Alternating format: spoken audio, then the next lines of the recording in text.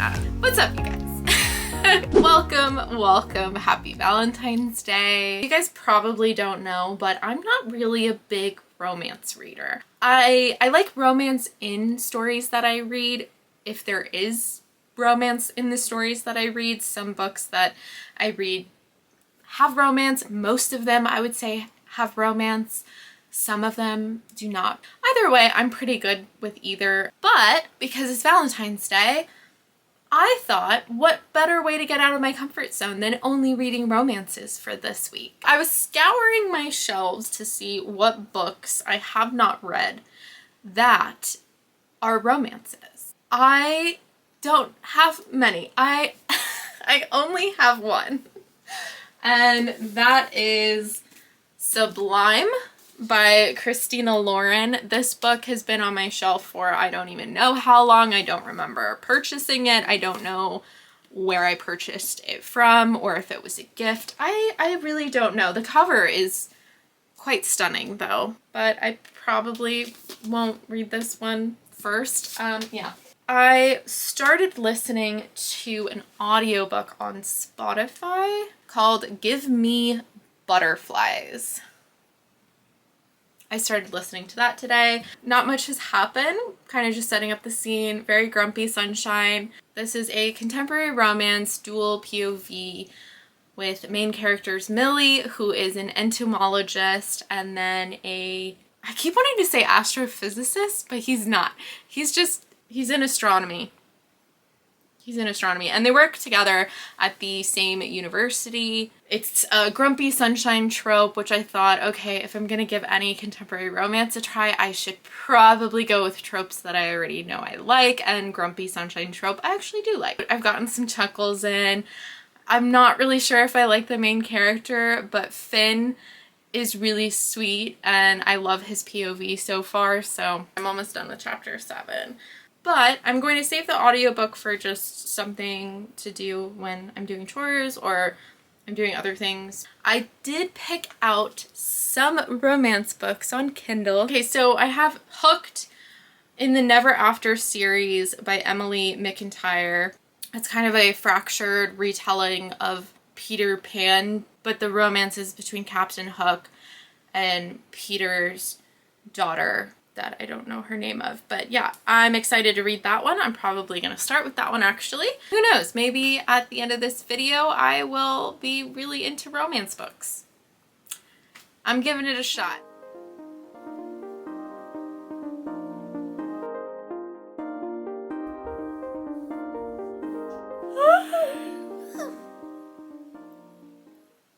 I just woke up a little while ago and I'm 58% through Hooked. The book has been very entertaining. You know the saying 0 to 100 real quick. Yeah, this book said we don't need 0 through 99, let's just go straight to 100. And it started at 100. I think the flirty banter in the beginning was very cute. It was fun to read. It was enjoyable to read. It definitely had me giggling and smiling. And I was going to film it last night, which probably would have been a more honest reaction considering I had just read it. The scene was so funny. So in this scene, Hook doesn't know Wendy's name, but he ends up going to her place of work. They have like a little exchange, a little interaction, and she asks him, "What would you like?" He responds, "A date." And then later on in the same scene, he says, "Tell me your name." She says, "Couldn't figure that out when you somehow figured out where I work?" She tilts her head. And I just thought that was so funny. Like, she's like, you're kind of stalking me right now, so shouldn't you at least, like, know my name? Like, it's probably the most basic information considering you know where I work and you know that I was working today. Like, I was definitely expecting more of, like, more of the story to actually take place in Neverland, and I thought that Hook would be Captain Hook and there would be, you know, Peter Pan and Pixie Dust and Tinkerbell and the Jolly Roger. There's all like parallels in this story for those things, but of course it's happening. I want to say it's happening in Massachusetts. So it's not as whimsical and fairy tale as I thought it would be. It's honestly reading like a dark romance, which is fine. It's okay. It's not really my thing. I think I enjoyed the beginning when it was still cute. And then now it's definitely taken a turn. Oh, that's my alarm. Now it's definitely taken a turn for more of the darker side. The book sets up that way, so I'm not surprised. I am curious to see where it's gonna go, because things aren't looking really good right now. Definitely not in the romance department. Also, in dark romance, is it actually like, is there supposed to be romance? I don't know. Romance to me is like flowers, thoughtfulness, you know, kind gestures and dating and monologues of love and longing. Like that to me is like romance. Yeah, that's not really in here. But maybe that's the dark romance. It's just all these red flags, absolutely no romance, and a lot of smut. Did I get that right? I don't know. I'm gonna keep reading. I do have some other things to do today, so I don't know how much I'll read. You're so itchy.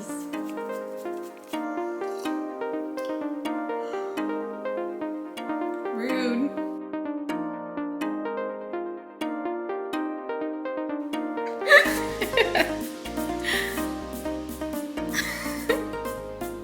This is so absurd.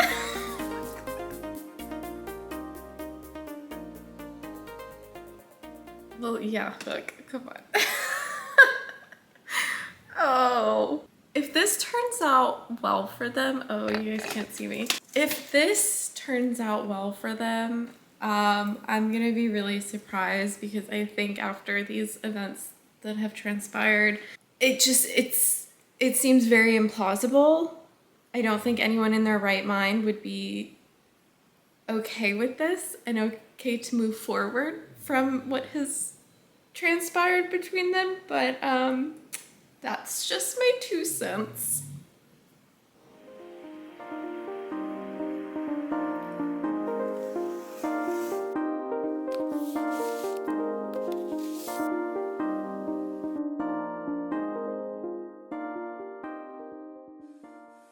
It's the next day. And as I said yesterday, I probably was not going to read a lot, and I was correct in that assumption. I did finish Hooked. I give it 2 stars. It wasn't that great. Gosh, I just really don't have anything to say about Hooked.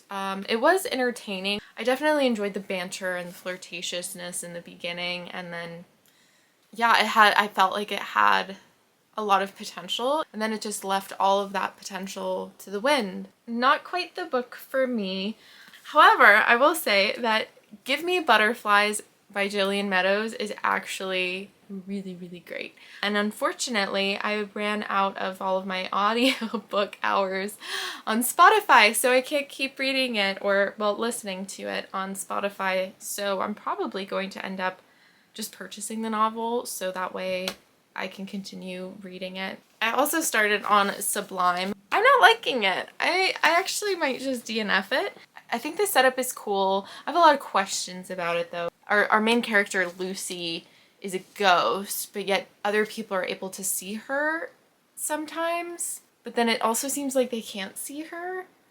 So I don't really know what's going on. It sounds like she was also murdered, so there's that.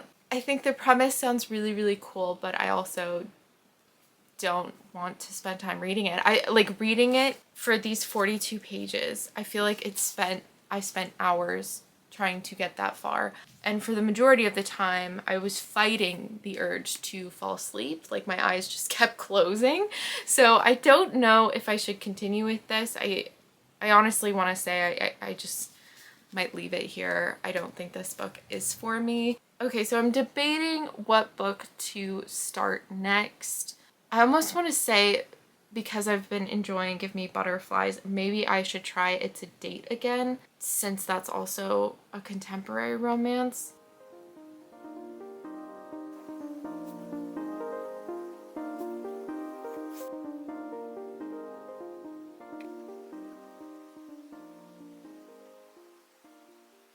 So a little update, I ended up choosing It's a Date Again. I'm 55% of the way through. The book's been pretty entertaining so far. I mean, the whole premise of the book and everything that's happening is so outlandish and not rooted in reality whatsoever. Yeah, it's just it seems very contrived. So in the book, we're following along the main character, Peyton. It's a first-person POV. And in the beginning, she kind of comes to this realization that she's in love. And as the reader, we don't know who she's in love with. She's just in love, and she's finally admitting it to herself. And she ends up running to go tell this man that she loves him. And that's when she gets hit by a car and wakes up in the hospital with some amnesia. We also meet 3 guys who have been simultaneously dating Peyton, who also simultaneously a week beforehand all made sure that they were not seeing anyone else and that they wanted to commit to Peyton. Do you guys see why I said it feels very contrived? Yeah, so from then on, we are following Peyton as she goes out dating these men to see which one of them is the person that she's in love with. There's been some funny scenes. One that I just read a little earlier, let me find it for you guys because that one was pretty funny. So Peyton doesn't remember this graphic t-shirt that she's wearing. She's like, it says something like Michael Scott's Dunder Scranton Meredith Memorial Celebrity Rabies Awareness Fun Run Race for the Cure. And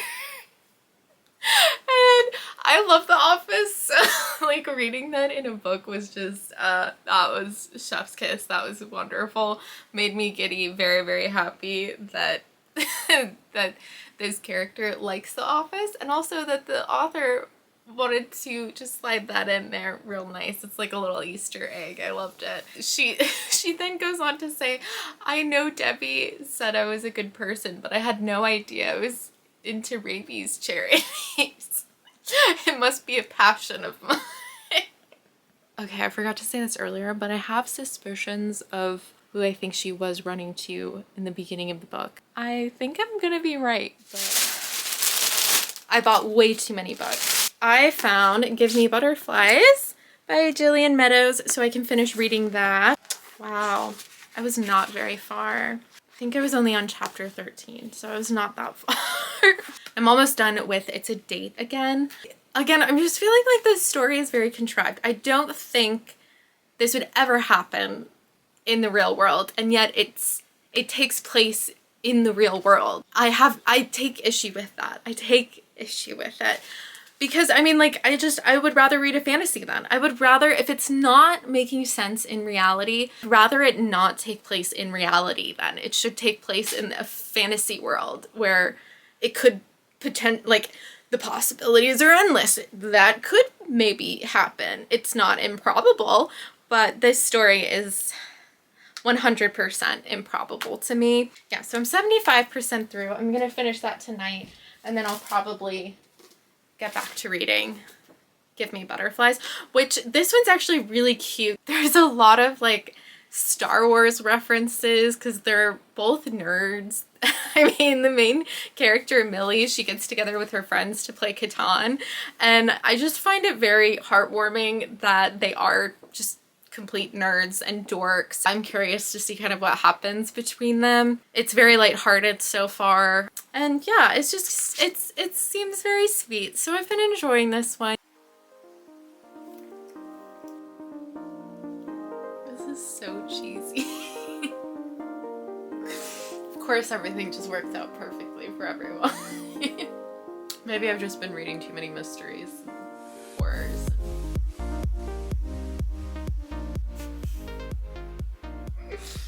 Okay.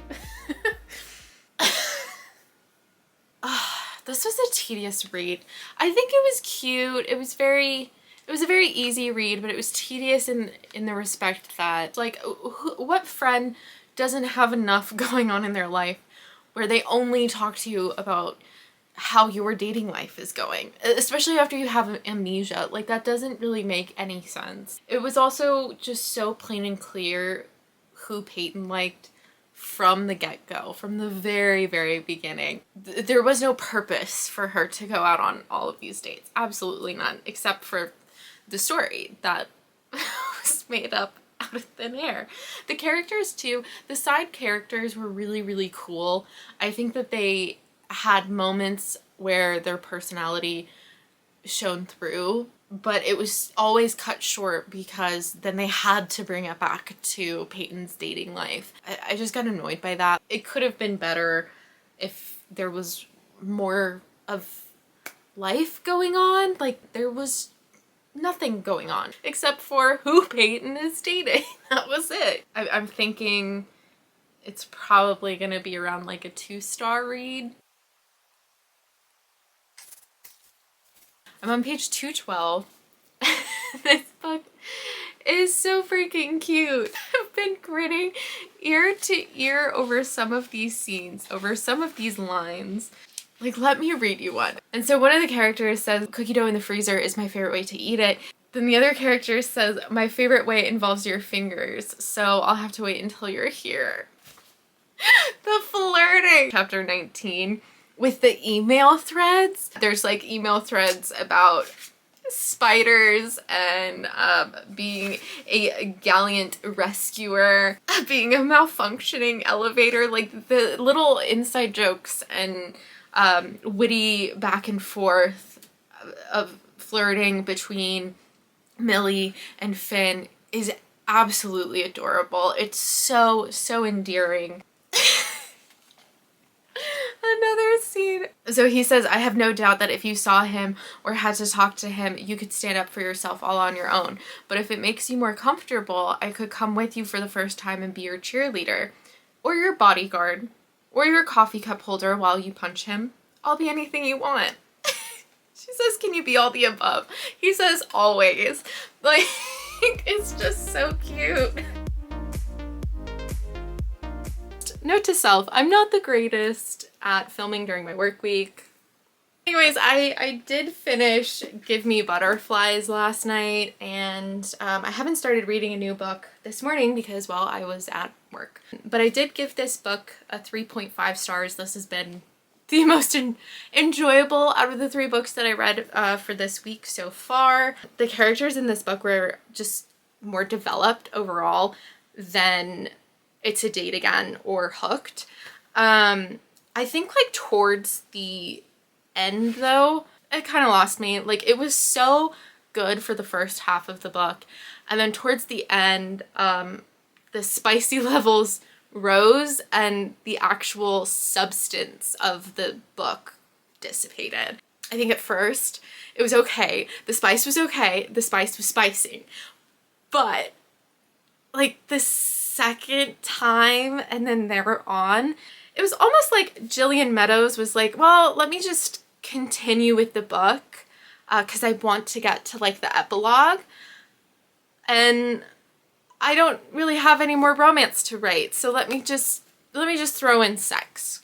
And it just felt really forced and not organic. Otherwise, I think the plot was okay. Again, they're both in the science field. They work at this museum, which I think I said in an earlier clip that they work in a university. They do not. I missed the location. They do not work at a university. They work at a museum. The main character, Millie's going up for a promotion, so we get to see that, which I liked. Having the characters have a life of their own besides each other, I enjoyed that. It felt like they were real people to that extent, but only really the main characters. Everyone else was like the Truman Show. But yeah, and then Finn, he's going through some grief. He's also learning how to be a parent to his nieces, which I found very endearing. It was really sweet to just read about the like family dynamics there. Towards the end, I thought it was really sweet how she focused in the epilogue about just like the relationship. Meadows did a really great job just focusing on the fact that, hey, like really what makes a relationship and what makes love so special is just the two people that are in it. And so I loved that. However, also as a reader, it would have been cool to see relationship monuments for these characters, because I like those characters and I wanted to see like what those monumental experiences would have been like for them. Yeah, overall I think it was sweet. I think it was cozy. So the other day I shamelessly watched a Jack Edwards video where he tier ranked the romance books that he's read, and he put Alone with You in the Ether on his top tier. I've never heard of it. I looked it up from his descriptions as well. It sounded like it would be a really unique and good romance book to read that's unlike anything that I've read thus far for this week. So I thought I could start that.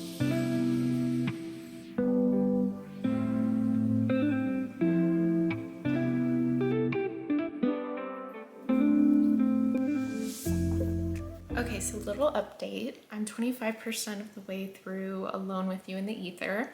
I'm really enjoying it so far. The writing is phenomenal. It's written like it's a novel, but then there's also hints of like screenplay in it, which I've never seen done before. The characters I learned are quite troubled, it seems. There's definitely mental health themes. I want to say that the female main character has bipolar disorder, and she's being treated for that as well. And then the other main character, Aldo, he has had substance abuse issues, as well as what I thought at first was like depression, but I'm almost wondering if he's like on the spectrum. It's kind of giving me the vibe of the Silver Linings Playbook in just the characters' interactions with each other, the mental health themes, and kind of grim and cynical vibe that both of the characters have. It's very interesting so far. I'm definitely enjoying it. But yeah, so far, like not too much has happened. I want to say that the characters, so like the plot was that they have 6 conversations with each other.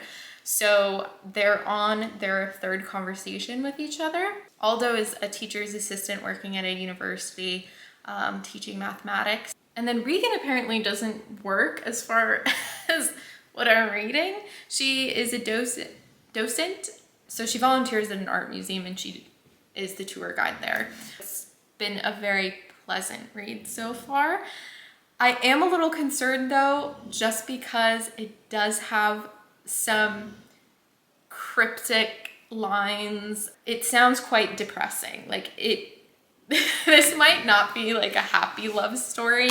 I'm almost getting like some Romeo and Juliet vibes. It might be a tragedy. Don't really have much else to say about it. Just that I'm excited to see where the story is going and what ends up happening, and that I'm somewhat concerned. So they're trying not to have a conversation. It is really, really cute. I don't want it to be their last conversation.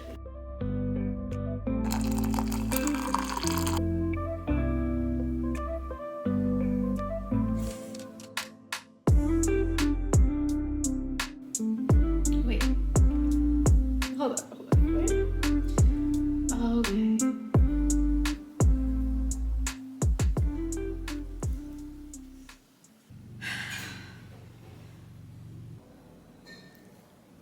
I need to digest that. So I finished Alone with You in the Ether, and wow. I give it 5 stars. I thought it was great. I really enjoyed it. I think it was just such a sublime telling of the different journeys people can take in their mental health, and that there's still that possibility of finding true love and it being exactly what love is. It's patient, it's kind, it's this consistent curiosity to understand and connect with a person above all else. It's not this fabricated, lustful attraction that you feel towards a person that really holds you together. It's everything underneath that. I think that Olivia Blake just did a wonderful job telling this story. Like, you guys, just the writing is impeccable. Listen to some of these quotes. That I could study you for a lifetime, carrying all of your peculiarities and discretions in the webs of my spidery palms, and still feel empty-handed. This night is stolen. I want grand larceny, and this is petty theft. I have lived this so many times in fantasy that it has become 6 different forms of reality. And now tell me, which reality are we? No, say it. I want you to say everything. Anything. I want to have your thoughts. I want to bottle them. I want to put them in my drawer for safekeeping. This is what it looks like to love you. It looks like an abyss, but it isn't. Do you understand? All falls come with danger, Aldo, but not us. Not us. We float. Ah! Like, oh my gosh, the writing is so freaking spectacular in this book. My only hope is that these quotes will urge you all to read this book. It's wonderful. And I hear other people's complaints online saying that, oh, it was really difficult to read. Yes, it is. It is a toughie. It did take me a while to read because I did get lost at certain parts. However, I do think it was deserving of the 5 stars. I thought it was brilliant. I really enjoyed it. So I guess this brings us to this video's end. I think it was really, really fun to kind of get out of my comfort zone and read more romances. Did I enjoy them? Somewhat, but also not really. But I am happy that I ended this video with a 5-star read. That was a cherry on top of a mediocre cake. So I'm happy about that. Be sure to give this video a thumbs up and be sure to subscribe. And I'll see you guys next time.